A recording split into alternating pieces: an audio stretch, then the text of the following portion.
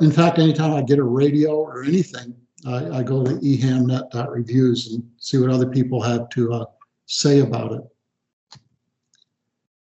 So the common, again, sound card interface, one we're going to talk about is you have a computer USB port, plugs into your sound card interface. So it's just a USB sound card there. And the sound card interface then has a built-in sound card. And that sound card will show up in your PC as another audio device, and you can select it in your software.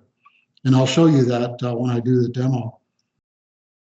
The TX, the transmission, is the audio from the PC or your software, generates the audio, sends it through the USB to the interface, and the interface will send it on to your radio microphone inlet for this one example. RX is audio from the radio phone stereo cable or plugs into your interface. Your interface makes that a USB signal on your for your software. It just looks like a sound card receiving audio. A lot of sound card interface also have a CAT capabilities, computer-aided transceiver, and that's where the PC USB goes through the interface CAT to the radio control. The radio control gives you all the frequency, mode, all that stuff. It allows you the software to change things on the receiver or transceiver, and also get information back for your logging program and all that. So a lot of people use CAT interfaces. Now your radio might have a data port instead of audio and CAT. Some radios just have something on the back. It's a plugs of various different kinds, and that separates out and connects to your sound card interface. So you might have something different than what I'm describing here. And also your interface, as I mentioned before, might have the audio from the PC to the PC instead of a USB. In fact, it'll use the PC sound card and not the built-in sound card. So there's probably, if you do all the permutations of possibilities for computer radio interfaces, there's probably thousands or maybe millions of perturbations on this. So, but I'm describing a common one. Now, instead of buying a rig interface, all you need to do is isolate your audio, and you're good to go. So here's an example: the audio output from your transceiver. You plug a stereo cable into that. You go through an isolation transformer, which are typically 1-to-1, 600 ohm. They're very common transformers. In fact, you can buy them on Amazon, a pack of 10 for like $6. So they're pretty cheap devices, and they'll transform they'll isolate your transceiver from your sound card. And then you just plug it into the other end into your sound card input, and it's you have the isolation. For transmit, the sound card output is typically at a higher level, higher voltage level than the transceiver audio input needs to be.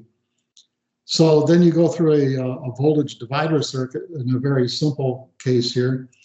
We'll see, I use a 10K pot, and I adjust the pot until I get a good transceiver outlet here. And again, you have another transformer for the isolation that we have here. So that's a very cheap interface. It doesn't give you the CAT control, so the CAT would be separate, but it'll give you complete audio control interface for your transceiver. This is my current setup. Here's the USB from the PC. I had a USB hub just because I don't want to reach under my desk and plug in various things. Otherwise, you could plug the CAT cable and the USB sound card right into your PC or your laptop or whatever you're using. And here I have, this is a sound card. It's a USB sound card. And you can get those for like $15 or maybe less on the market. So it's a very good way to go. And here's my CAT cable. It has the FTDI chip in it that goes around and it plugs into my transceiver here. But anyway, then the sound card comes out here through the audio isolation transformers. And here's my 10K pot to adjust the levels to get a good, this goes into the mic input on my KX3. And here's the output. My phone plug comes through here back into that. And this dongle here, this USB sound card, just shows up as a sound card on my PC. And this, I just, in my software, I select that sound card and you're good to go. I might mention I'm working on something a little bit different now.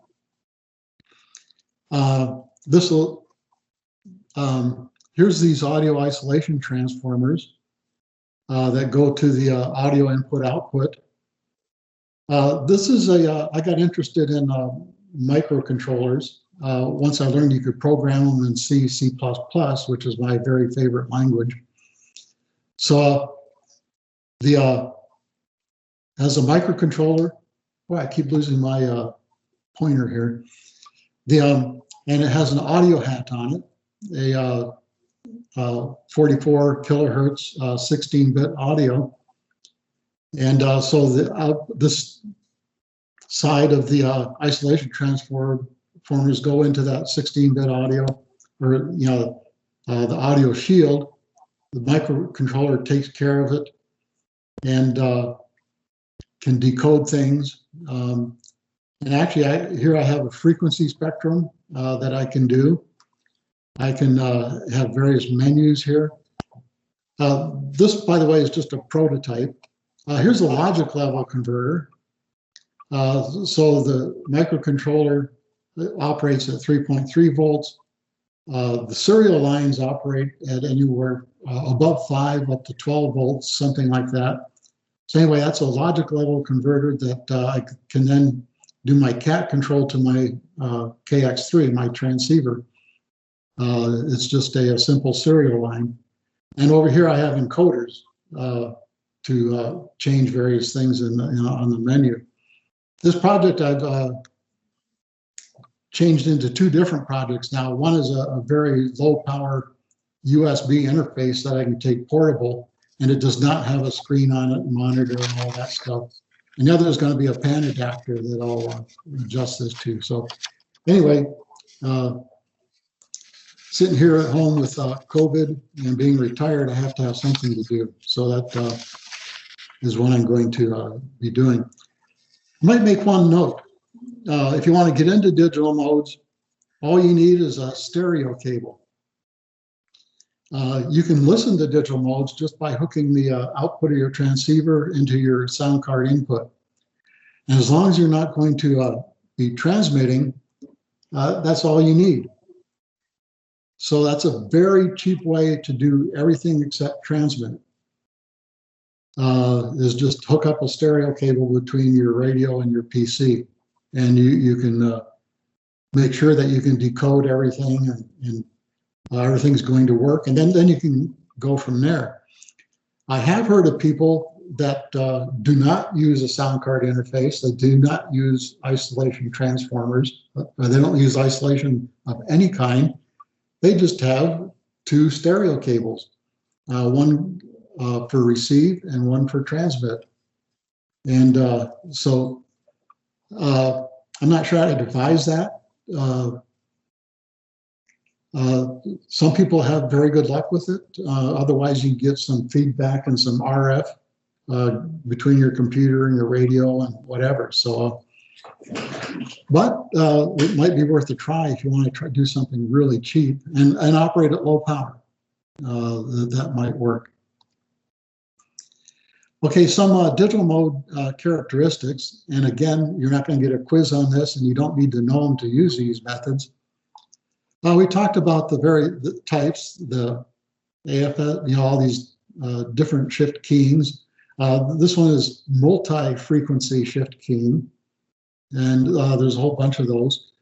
The symbol rate, or the baud rate they talk about, this usually goes from a low of around 1 or 2 to over 100 baud transmitted over the air. And words per minute, some modes are as low as like 0.001 words per minute. They're very slow, but they're for very weak signal, very noisy conditions. And a high of over 100 words per minute, so which is better than most CW operators can do. Bandwidth, anywhere from 50 hertz to about 400 hertz is a typical digital mode signal. Compared that to CW, that's down around 5 or 10 hertz, and voice, which is about 2,000 or 3,000 hertz. So digital modes fit right in the middle there. Some modes are error correcting and others are not. And another thing you really need to pay attention to is the duty cycle for the transmit. Some digital modes are 100% duty cycle. They'll key your transmitter and they'll stay keyed for as long as you are trying to send your message. In that case, you typically want to go to 50% power because most transceivers can't go key down for like a minute or two. Which is basically what you're doing. So anyway, pay attention to that. And so different coding methods, Morse code, the very simple one, Baudot, ASCII, and there's a bunch of other coding methods. So, all right, the software that I will eventually demonstrate here is FLDigi and WSJTX. FLDigi is basically supports PSK31 RTTY and many other digital modes. And it's available for Windows, Linux, and Mac systems. So, and then here's the link where you can go to the FLDigi website and download the software. I'm not going to show you how to install it or anything like that. You're going to have to figure all that out, download it and install it. WSJTX is the popular right now, FT8 and FT4 modes, as well as JT modes. And it also is available for Windows, Linux, and Mac. Depending on, and by the way, in this presentation, I say PC. When I say PC, I mean any operating system. The 3 common ones are listed there. If you're going to use WSJTX, you must install a NTP, a network time protocol, on your PC. And that synchronizes your PC clock with internet time. WSJTX depends very much on everybody transmitting at a certain time and then receiving at a certain time. And that's all coordinated. On Windows, I use the Meinberg NTP protocol, and I give the link there where you can look that up. And I'm not sure about other modes, but just make sure you have software that synchronizes your PC with the internet. Some other software that also does digital modes. My most commonly used software, the one I use for just about everything, is DX Labs. And it does logging, spot collecting. It'll do QRZ lookups. It'll do all sorts of stuff. And it does rig control. And Wind Warbler is a program under this DX Lab suite that can do CW, RTTY, and PSK. So again, that's the software that I'm most familiar with and tend to use. It has a little bit of a learning curve to it, but once you get used to it, it's a very nice program, and it's free. Ham Radio Deluxe will do PSK, RTTY, and several other digital modes, but it's not free. So, but a lot of people use it. Logger 32 is another free program that I don't know too much about, but many people use. N1MM is a contesting software, but it does the common digital modes, PSK and RTTY, and it might do some others, I don't know. But those are the ones that people use for contests. And it also has a somewhat of a steep learning curve to it, but it's built for contesting, for making contacts very quickly. And then Amateur Contact Log, the N3FJP that people are very familiar with. Again, it's not free, but it's not too expensive. And that will also do digital modes. And you can look at many more. Again, ehamnet.reviews. Look up ham logging software or ham software apps. And you'll get a list of all sorts of different software and various reviews of that software. So once you get the software installed and you get everything set up, you have to set all the audio levels. And what you need to understand is in most cases, and a lot of cases, you have 4 different adjustments you can make, and they're all in series. For receive on your radio, you have the audio frequency out, which is just the volume on your radio. Or some radios have a line out, and then you don't have any control over that. You just take whatever you get.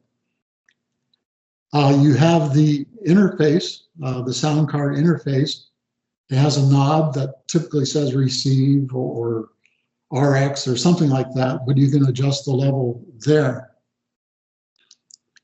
Then you have your PC, the sound card, whether it's in the interface or if it's without the USB.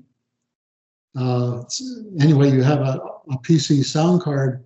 You can change the record level, and you try to keep it around 50%. That's a good guideline. And then some software also has levels in it, and you want to keep that around 50%. Generally, you try to keep everything around 50% as much as you can, but sometimes you have to go one way or the other. And the interface should have the most leeway in terms of being able to adjust it. Transmit is just the opposite. You go software, PC, audio, interface, and radio. And again, try to, on the software and PC sound card, try to keep those around 50%. The interface will have something that says XMIT or TX or something like that. And on the radio, it's either the power or the mic gain. And I'll explain that in just a little bit. Typically, I like to leave it at the normal setting and then do most of your adjustment on the interface here. So receive, you just adjust all those things until you see a reasonable spectrum or waterfall in your software, and you can decode the signals. So receive is pretty easy. For transmit, you want to adjust the levels, all 4 of them, until you get 1 to 4 bars on the ALC, automatic level control.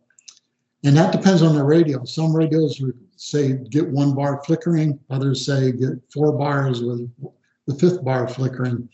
So you have to read your radio manual. If you overdrive your TX, you'll be splattering all over the bands, and people won't like you very much for that. So on a lot of radios, you adjust the power in order to get this ALC to the right level. On my KX3 and others, you adjust the mic gain, and then independently, once you get the ALC set, you can adjust the power to any level, and it makes no difference there. So you have to read your radio manual to figure out which one you're going to adjust here. Okay, the next thing when you operate digital modes, you have to pick the right frequencies. You've all seen this band chart. These are our FCC mandated what we can operate on what particular frequencies. You can operate CW anywhere within a band. And the digital modes are the red here, and the phone modes are the green. So pretty much you can operate digital modes legally in any of these red zones. And well, people typically said, the red zones were the CW, and then the green zones were the phone modes. But now we get more digital modes. And this will bring us to the next chart. We have band plans, and here's a link to the IARU Region 2 band plan. And this is just the 20-meter band plan. And this isn't required by the FCC, but it's a gentleman's agreement that says, put the digital modes in red here. We're going to operate digital modes between, on 20 meters, 14,070 up to 14,099. So we try to keep the digital modes in those frequencies. And and then we save the rest for CW and different things here. So, but anyway, most digital modes, if you look at the band plan for our region, for the different bands, you can see what frequency ranges you can use. Now, beyond that, we have more gentlemen's agreement that we specify certain frequencies. For example, FT8 on 20 meters is 14,074. You set your radio dial to that and leave it there. PSK 31 on 20 meters is 14,070. You set your radio dial to that and leave it there. And you can cover 2 kilohertz basically worth of band on most transceivers by doing this.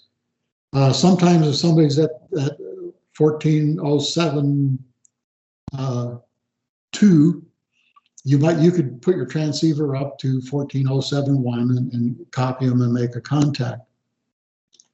But these are suggested places just to leave it.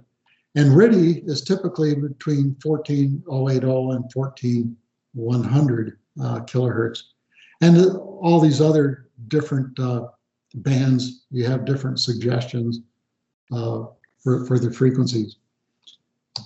All right, I'm going to do a demonstration of 2 softwares, FL Digi, which requires FL Rig. And I'm going to go through the menu items on how to set this up, and then look at some macros that people use for digital modes. And then a demonstration of WSJTX. And you have to set up the NTP protocol. And I'm not going to do that because my PC has it built in and it just runs and I never look at it again. Once I've installed it, it's there and I forget about it. And I'll go through some menu settings on how to set it up and show how that works. So with that, I'm going to fire up FL Digi. Let's see. And I got to go to this up arrow. And you should be able to just select that program, Ron. Okay. That says stop sharing. Okay, up arrow. FL Digi, there we go. I'll put it full screen. Yep, probably don't need to do that. But before we do that, I need to run FL Rig. Oops, clicked the wrong thing there.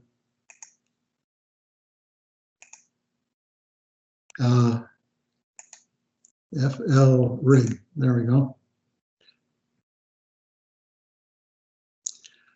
So you have to run both FL Digi and FL Rig. Configure FL Rig first. Once it's running, you hit Config, Setup, and Transceiver. And you can see I have my transceiver in there. It's a KX3. But I mean, you can pick your transceiver. Chances are really good that it's on this list. And you have to pick your COM port that it's connected to. I happen to be on COM 8. And your baud rate. You can pick all sorts of baud rates from 300 up to 460,800. Okay. I typically run around 38,400. So this that's all you have to do with that, and you click initialize, and it'll go through and do the. Well, I guess I'll go ahead and click it, and you can see it's initializing here, and there it shows up just like it did before, and then you can just do away with that. And now if I have my radio hooked up,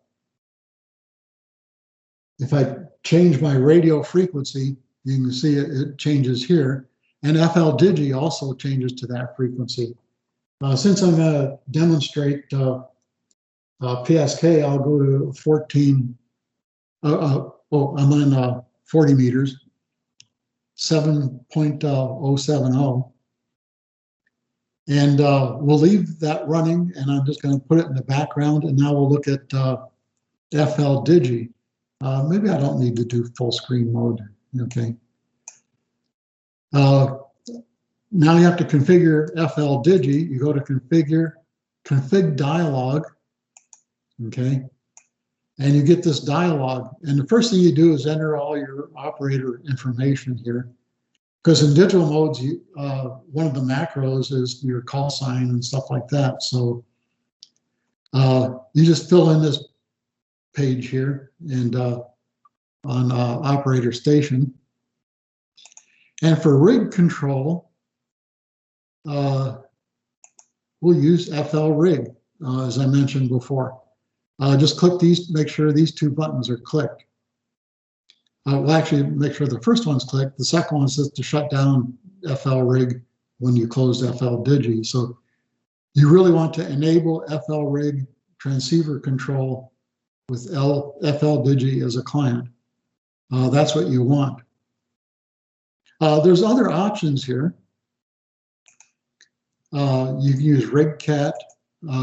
If you have a Raspberry Pi or something with a GPIO port on it, you can hook it up to this. It'll take ham lib, and you also have option of doing hardware PTT. But FL Rig is so easy, and it's integrated with FL Digi, so I decided that's probably the easiest thing to just leave it there. And then you have to set up your sound card. So while you're in this configuration, go to Devices and check Port Audio. And then you can pick whatever sound cards happen to be on your system. And since I'm using my USB sound card, I set that both for capture and playback.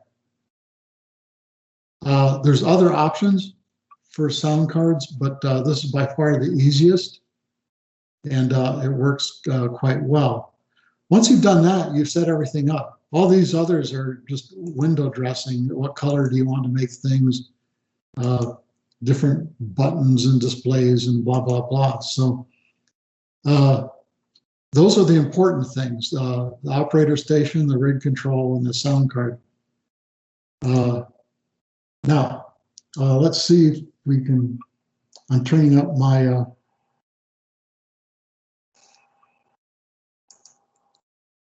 yeah, right now, okay, here, I'll click on that, and you can see it's decoding somebody's signal.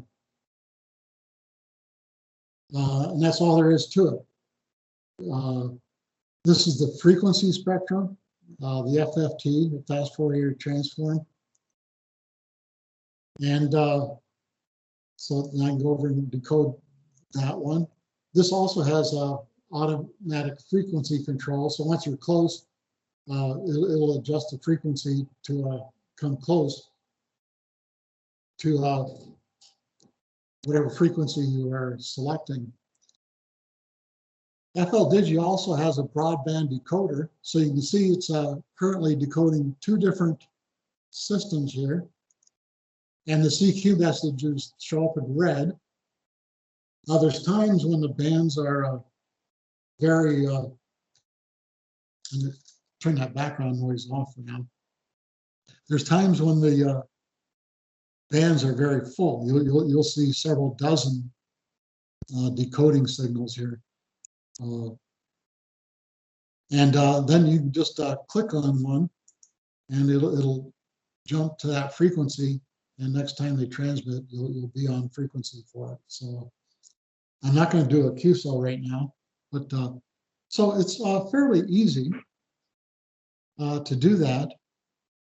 Like I say, I don't usually use FLDigi, but I think I'll use it with my when I go portable with a Raspberry Pi, since DX Labs does not operate on a Linux system.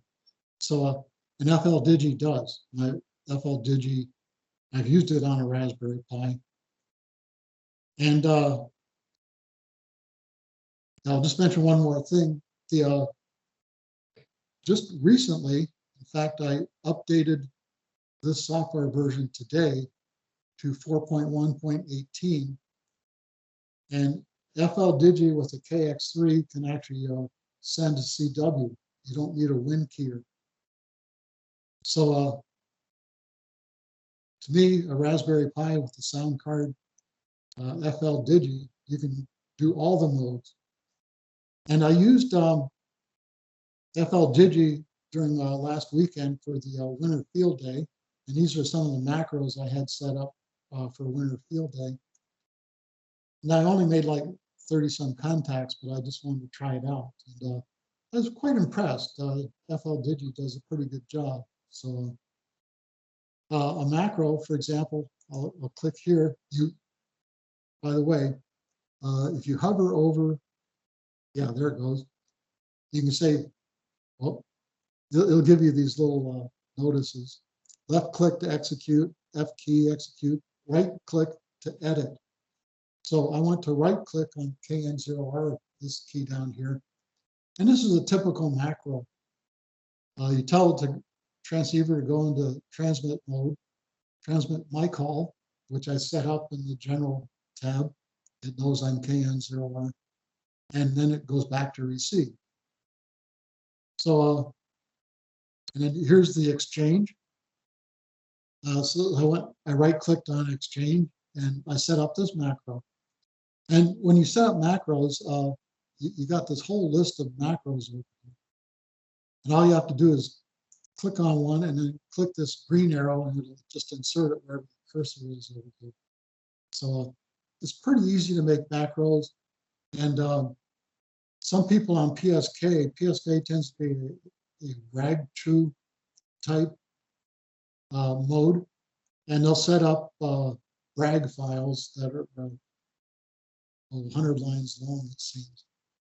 More information than you'd ever want. So see, I just clicked on this one and wrote to the code that guy. So anyway, that's PSK. That's FL Digi. If you look at the operating modes, this is where FL Digi really shines. CW, all these different Olivia, PSK, different versions of PSK, QSK. Here's the Ready 45. This is another common mode. If you go up the dial, I'm not sure if I see a Ready signal. By the way, I'll turn my speaker back on. When I'm looking for a digital signal, I'll turn on my sound, listen to it, and you can tell when you're getting, you can tell what the different modes sound like. And I'm not hearing any Ready signals here as I go up the dial. So anyway, yeah, back to PSK.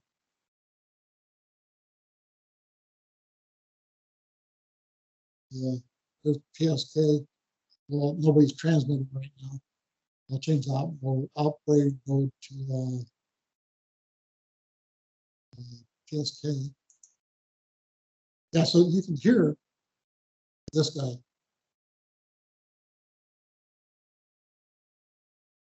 You can't hear him now because it's not there anymore. But, anyway, you can hear the various modes. Again, with a simple stereo cable, you can do everything here. Well, yeah, there you hear a PSK signal. And we'll start decoding what he's doing. Okay, so, all right, that's enough for FL Digi. I'll close this one. And I'm going to start up WSJTX. And now I have to select, can I select two of them? Where am I? You can share an entire display, Ron. That is one option there. So Okay. if you share the whole desktop, you'll see the entire tiled area and everything that goes with it. How do I get there? Just stop sharing. Okay, stop sharing. And then when you share content, select your desktop versus the window. If you've got multiple monitors, you'll see a screen 1, screen 2. Oh, here's screen 1. Okay, yeah, there we go. Yeah. And that'll bring up everything that's on that entire desktop, however you've got it laid out. So you have my, can you see my desktop now? Yeah, do you see it? Yes, we see that. Okay. Perfect. All right. So here's, this is WSJTX. Again, you have to go through all the configuration. Oops, excuse me. On here, you go through File, Settings. And in general, again, you enter your call sign and your grid square. Those are the important things for FT8 and the various JT modes. The radio, again, you select your radio. Again, I have a KX3 that I'm using. It's on serial port 8, and I'm running the 38400 baud. By the way, I had to close FL Digi in order to bring up WSJTX because they both can't use the same COM8 at the same time. And then I take all the default settings for the data bits, stop bits, and all that stuff. And since I have a CAT control, I'm going to PTT by CAT. That's by far the easiest method to do it. And the mode, I'll put my radio in the data mode to do that. And WSJTX will automatically operate split. So I'm going to have my rig do it since my rig is capable of operating split. Or you can fake it. If your rig doesn't do split operation, just click fake it, and that'll be okay. Again, audio. You select your audio card, again, from whatever you have available. And I use the left speaker or the left stereo connection because that's the tip. And it's always worked. I've always used left and haven't had any problems with that. So that's set. And macros, yeah, we never use macros. They're built in, so you can ignore that. So you click OK. And you'll see two screens here. Here's the main WSJTX. And here's the kind of the frequency spectrum, but I haven't selected a mode yet. It knows I'm on 40 meters, but what I need to do here is I'm going to select FT8. And you see what it immediately did. It changed my frequency to 7.074. These are built in. In fact, you can go back to settings, and you can see the frequencies that are used. So I just used, basically, I've changed a few of these as they need to get updated, but the various frequencies that are used for on the different bands for the different types of things that WSJTX can do.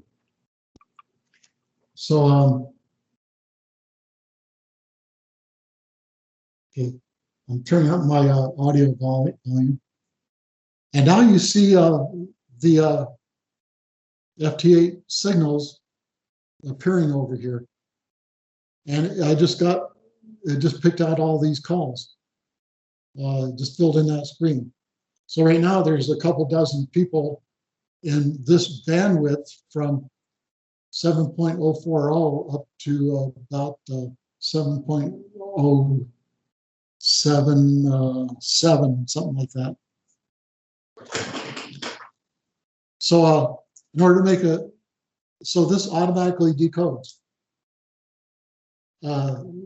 WSJTX, you don't have to be very smart to use it. It does all the work. It sets your transceiver frequency. I'm in split mode. And actually my B VFO is set to 7.073. It figured that was the best for my circumstance. So if you double click on any one of these, it will automatically fill in the call sign and go from monitor to, it'll enable the TX, and you'll start transmitting these various sequences. So you can see FT8, there's not a lot of information that can be transferred. Basically, you transfer your grid square and a signal report. Here's the signal reports, are the dBs over here. So yeah, this guy's at minus 10 dB and he's still decoding. Minus 19 dB and they're still decoding. That's the signal to noise ratio. Yeah, think about that.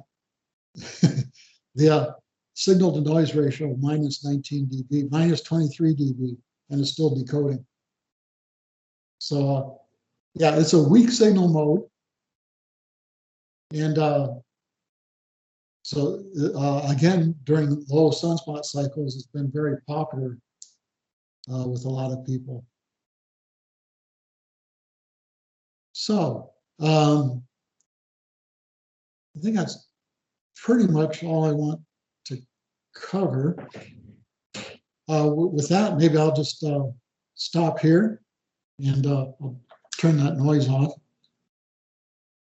Oh, I got to turn my speaker on, so I'll turn this down. Okay. Anybody have any questions?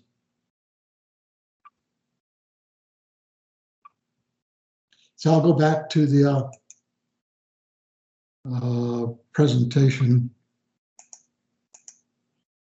Skip, you had your hand up for just a moment. Do you have a question for Ron?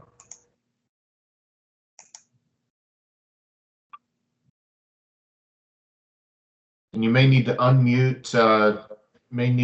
Yourself. All of the participants were muted previously, just to keep the noise down.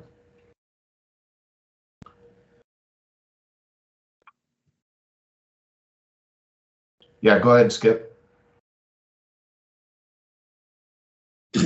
You're still muted, by the way.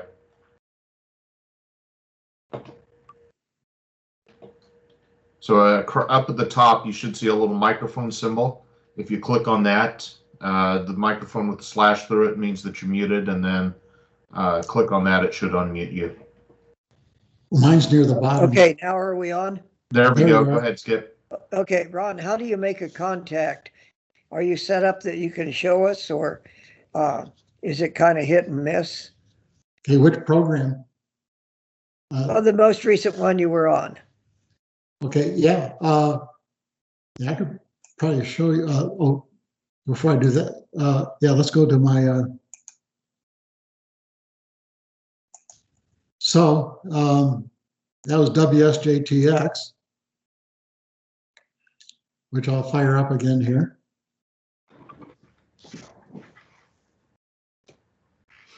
And you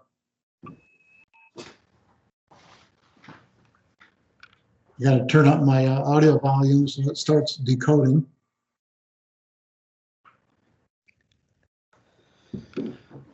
Now you don't have to listen to that all day long. Turn your speaker off. But well, let's just take, what I'll do is I'll click on one of these.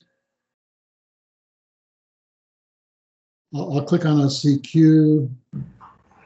Oh, the other one had some DX in there. Let me get some DX on the next go around.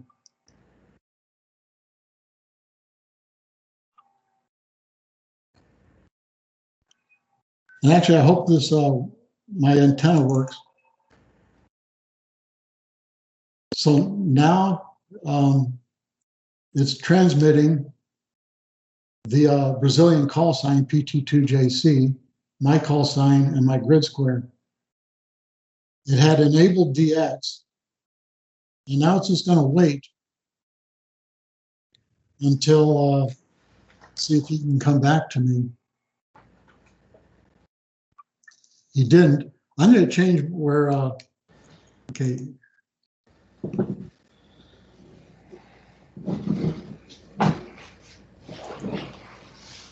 Something froze up here.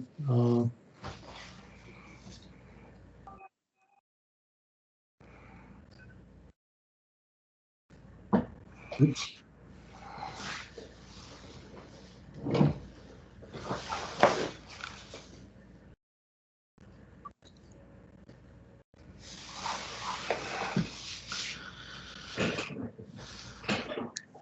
He may be a little weak, and I hope my antenna. Oh, I know what's wrong. I have my transmitter set to 0 power. That might make a difference. Yeah. Okay, we'll try this. Let's see if my antenna will tune. Okay. All right. Now we'll see if he hears me. Yeah, I was playing around earlier and I just set my power to 0.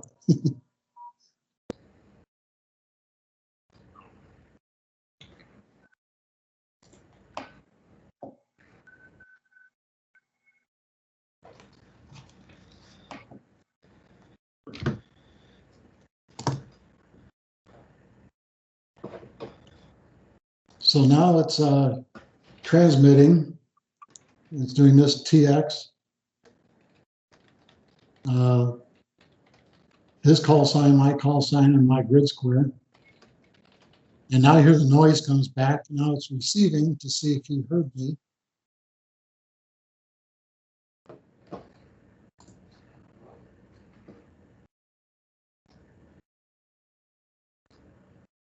No, he didn't hear me.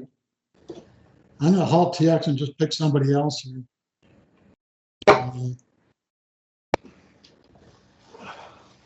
Let's pick this guy. He's in the United States, so we'll see what.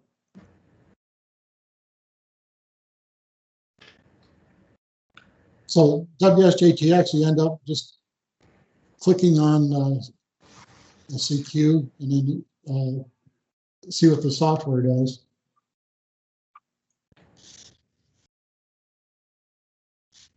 And now I'm transmitting again.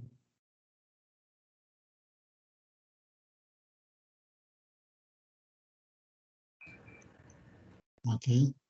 So this is K7REX and then my call sign and my grid square. We'll see if he comes back.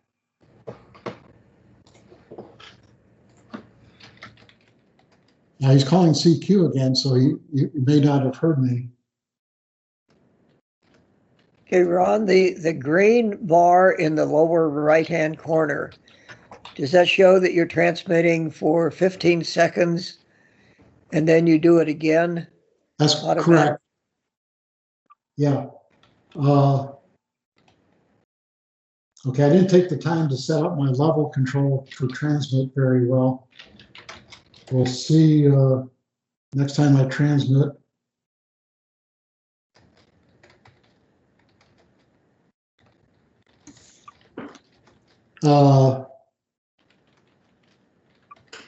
Yeah, I have way too many bars here. I'm gonna have to bump the audio frequency down.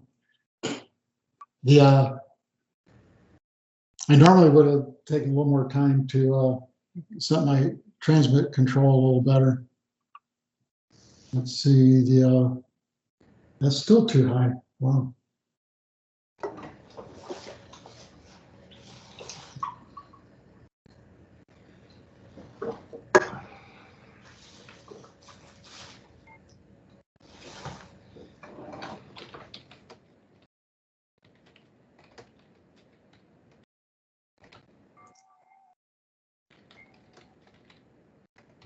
So, yeah, okay, now it's listening, now it's transmitting.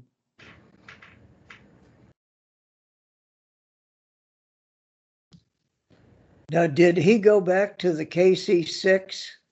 Yeah, okay, I'm gonna halt it. I need to tune this up. So to tune Okay. it up.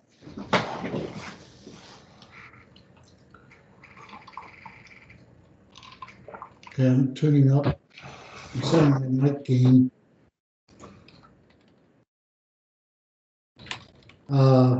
The mic gain right now at about 7 seems to work pretty well.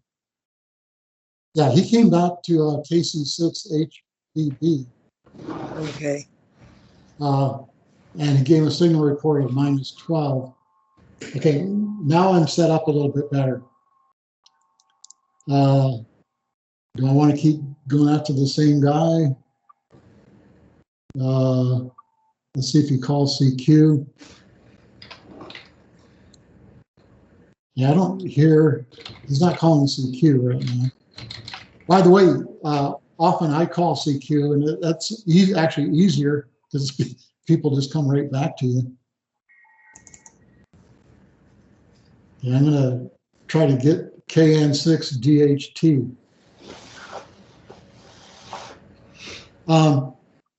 See this DT column here? Yes. That is the time differential between you and internet, or what the other people are doing. So this should always be like less than 1, and preferably close to 0. Most of them are like 0.1 or 0.2, 0.3. That's pretty common, and that's perfectly fine. That means you're 0.1 seconds or 0.2 seconds. This guy is 1.3 seconds off, which makes it a little bit harder to decode. But so I got to adjust.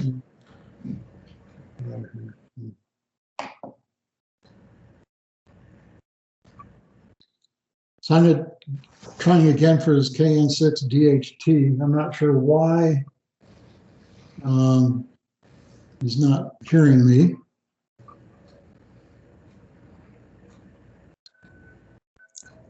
So yeah, you'll see now, since I'm transmitting on the even ones, you only see the odd times over here in seconds. Evens are 0 and 30, and odds are 15 and 45 seconds. So he's transmitting on the even, and I'm transmitting on the odd.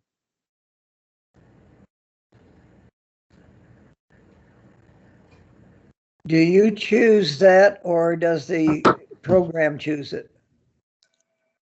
If you click CQ, the program chooses it. Okay. If you call CQ, see this button up here? Yes. TX even first. Right. If you're calling CQ, you can transmit either even or odd. So the people that call CQ pick what they want to call CQ on. The other thing I'm doing up here, that red mark is where I'm transmitting, and the green is where I'm listening. So okay, up in the upper left. Yeah, you see what this red mark? I'm gonna change that red mark to here. Well, actually, let's. Yeah, because that looks like kind of a clear spot. I usually you do shift click and you can change the red marker. And you can see I've changed my frequency that I transmit from 981 to 1758 when I did that. So now I'm transmitting on 1758.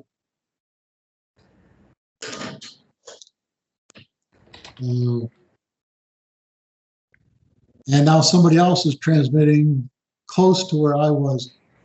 When the bands are packed, it's hard. You get a lot of signal collisions. Your two people are transmitting on the same frequency at the same time. So, well, and Ron, maybe if we don't get it here, it'll be a good opportunity. Maybe Skip, you could work out with Ron some one-on-one mentoring if you're looking for some assistance on the ins and outs of it there. Yeah, I'd be glad to answer any questions. Just send me an email or whatever, or but I've basically just given the basics here, and there's guidelines you can read on how to do all this. In fact, there's hundreds of pages. Sometimes there's too much. I'm going to halt TX here. And yeah, unfortunately, let me just give it one more try. The next round, when it decodes, I'll click on something. I'm going to click on this guy, WB2DRV. And we'll see if he hears me. So basically, yeah, these are all color coded. So you just easily pick out the CQs as the ones that have a color code.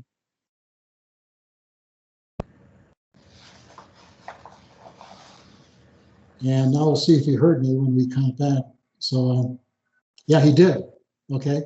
So his response, KN0R, his call sign WB2DRV, he heard me as a -4 signal report. And the software decided I transmit his call sign, my call sign, R received, and then +0. That's his signal report. So then he'll come back with RR73 or 73 or something like that. Okay, so he didn't copy that, so he tried again. Sent my call sign, another signal report, and I'm sending back his call sign with a new signal report. And now we're waiting for see if he heard me or not. By the way, anything with my call sign or your call sign is always in red. And now I'm in a cycle with this guy. He's not decoding me. I did the first time, but he's not decoding every time. By the way, WSJTX has error correcting. So whatever you receive has been error corrected. It's a guaranteed, that's the transmission. Yeah, and again, we're going back and forth here. So while we're waiting for this guy, I hate to give up on him. Are there any other questions people might have? Say, Ron, this is Cynthia. Can Yeah, you hear me? Yeah, I can hear you. Okay, to refresh my memory, I'm looking at the waterfall and the green line in relationship to the colors. The intensity of the color is the strength of the frequency, right? that's correct. So And then the lines go up in accordance, right? Is that how am I reading that right? yeah, over here, by the way, he just acknowledged, said RR73, Oh, and cool. I sent back 73, so he that QSO is now complete, and I logged it. Now, yeah, this is the this has two items on this. Let me turn down. I turned down the audio because it just gets in the way here. This has the waterfall is all this top part, and the Right. strength of the signal depends on the color that you have here. I guess I better turn this back up. This down here, down below, is the spectral distribution. And these peaks correspond to what you'll see on the waterfall. This is more immediate information. See, this peak corresponds to this. So you can see this right away down here on the spectrum. And Right. this takes a while to see it. Uh-huh. So typically when I'm tuning in, I like to, not so much in the WSJTX, but in general, I like to use the frequency spectrum because I can see in real time what it's doing. The waterfall is delayed by 15 seconds. Well, you can, if you look real close, you can see it up here, but it's much harder to see the first second up here than it is to see it down here. Right. So I like to use both of them for WSJTX. And for, some modes, oh, that guy's strong. You can see that his signal strength here, he's almost desensing my receiver here. Wow. So, Is that what you were talking about earlier when you were saying, be careful with your strength and all that? Yeah. No overdrive. Is that what you were talking about? Right. Okay. So WSJTX, in fact, I was transmitting at 50 watts.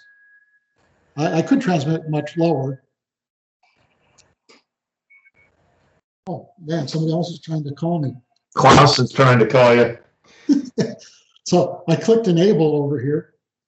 Oops, that's not what I wanted. I wanted,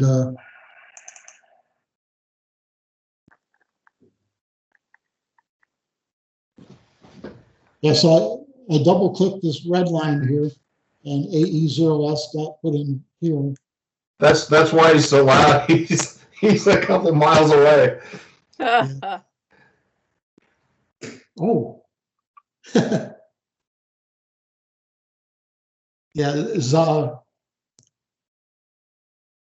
probably true. Yeah, plus 25. He's blowing your doors off. Yeah. So, yeah, we'll see what we got here. Is that Klaus? Yeah. It's Yeah, see, I'm plus 20. So logged another contact. So I'll go over here. Every time it completes the contact, it logs it over here, and I click OK. And so I just got Klaus. Okay, well, Klaus and I made contact here. I have And another so- another and so- question. Okay, just that Klaus is going to come back here. Oh, okay. Yep, 7-3, and that's the end. Okay. So that's two of those, two contacts. There's another, let me turn in order to hear the question, I'm going to turn the audio down a little bit. Okay, yeah, go ahead. Who was asking question? I have another question, if you don't mind.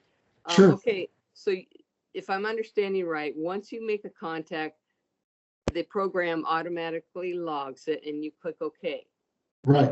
Okay, so what happens to all the exchanges that have not connected? I mean, like when you turn this off, are they just erased or are they stored somewhere? Okay, yeah, they're stored in a log. In fact, another guy just called me. I'm not even calling CQ. I'm not even calling CQ, and they're calling me. K5IJD. So, yeah, they're stored in the WSJT log. What I will do is, as soon as I get this guy's contact done,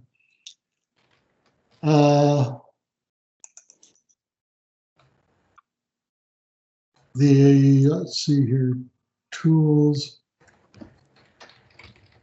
file.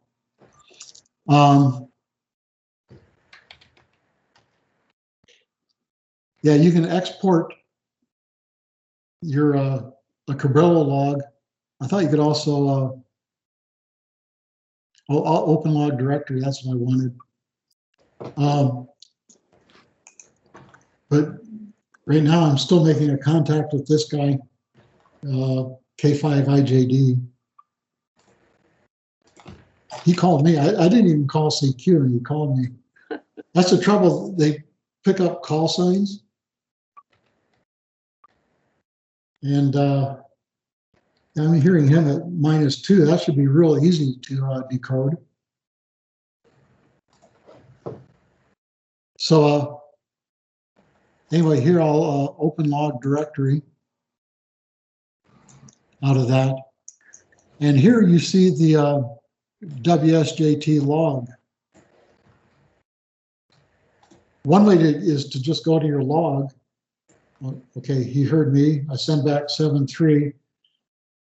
And he's another person in the log. Okay, so I'll click OK on that. I'm going to not respond to anybody else. What happens is these people have been on here for a couple hours probably, and they see a fresh call sign and they'll just call it. So he said 7-3, so that QSO is done. Okay. So I'm not going to respond to anything more. That's the log directory. I'm trying to, you can also export to a Cabrillo log. And this will save this. I'll save it to the desktop. Save. Oops. What happened here? Oh, this guy wanted to hear 7-3.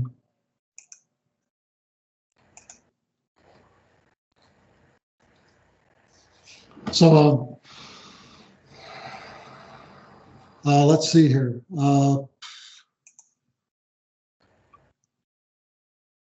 I thought you could save an ADI. Oh, I know.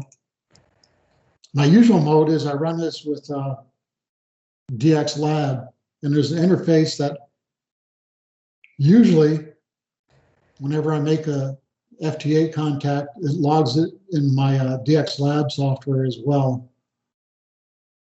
So that's the my usual mode. So, but otherwise, you can either export a Cabrilla file, which I thought I did. Maybe I didn't. So export Cabrilla log. I'm going to save that. I'm going to save that to the desktop. I'll just do test, EST, save. The Cabrilla log was saved. And now I can go to the Cabrilla log.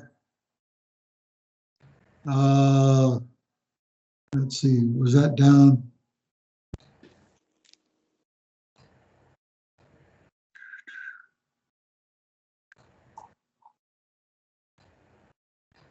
Those two contacts I made should be in there. I can't see them right now.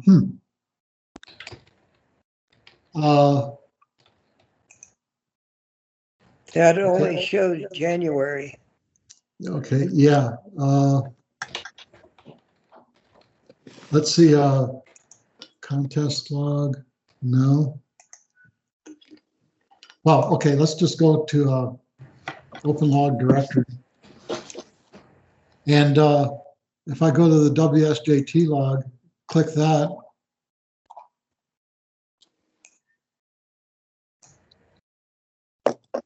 Yeah, here's the 3 contacts I just made. Right. Down here, the very last ones. So yeah, I'll send those over to my DX lab. I didn't have the interface set up. Otherwise, that would have been done automatically for me, which is my main log. So I'll come back to this after a while, after the presentation, and transfer those to my main log. So yeah, you've got it. Well, on the other hand, WSJTX does have this log. So that's a log of all your contacts that you have there. Mm-hmm. So yeah, whatever program you use for logging, you could transfer that information to it. Again, I have it set up to do it automatically, not this time, but generally, when I run WSJTX, I run it through DX Lab. But so the information's here. The call sign, grid square, frequency, the date, the time. Wow, that's nice. So I mean, all the information is there. So yeah, you just need to get it into whatever logging program you're using, or some people just use paper, and you can do that. So yeah, and it has the mode FT8 in here. I probably have a few FT4 contacts in here too, but so anyway, that's the logging part. So Thank you. yeah, any other questions?